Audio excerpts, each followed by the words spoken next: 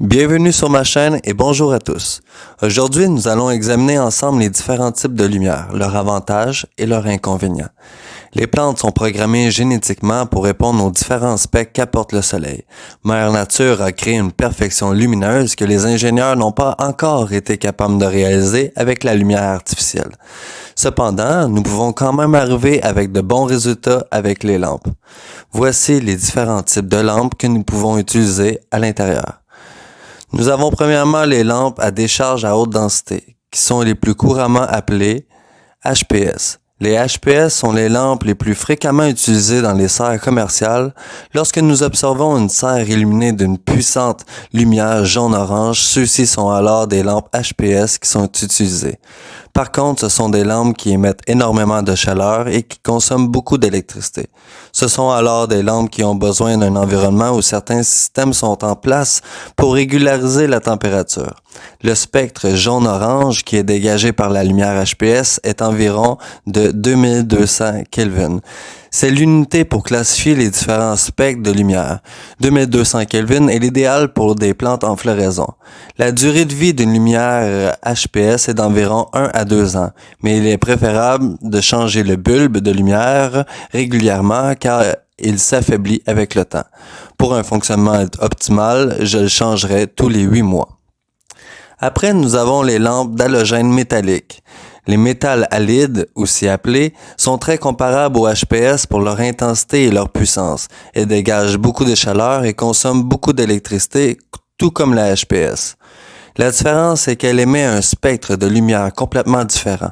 Elle produit un spectre d'une couleur bleu-blanc, dont de 6400 K. Ce spectre est l'idéal pour les plantes en végétation et en croissance. Tout comme la HPS, le bulbe de lumière sera à remplacer.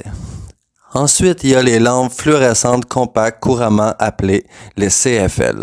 On peut trouver des CFL avec un spectre de 6400 K et même de 2200 K. C'est une lumière qui peut s'avérer être puissante, tout dépendant de sa puissance. Nous retrouvons sur le marché des CFL de 3 watts à 250 watts. Elles dégagent peu de chaleur comparé aux deux autres types de lampes précédentes. Je la conseille fortement pour la culture intérieure où nous n'avons pas les équipements nécessaires pour régulariser le surplus de chaleur. Il y a aussi les LED qui ont pris extrêmement de popularité durant les dernières années.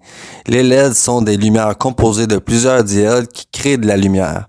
Elles sont souvent composées de plusieurs diodes ayant des couleurs, donc spectres, différents. Ce qui différencie les lumières LED d'entre elles est la puissance en watts des diodes et leur spectre. Nous trouvons sur le marché des lampes LED ayant des diodes de 3 watts à 5 watts.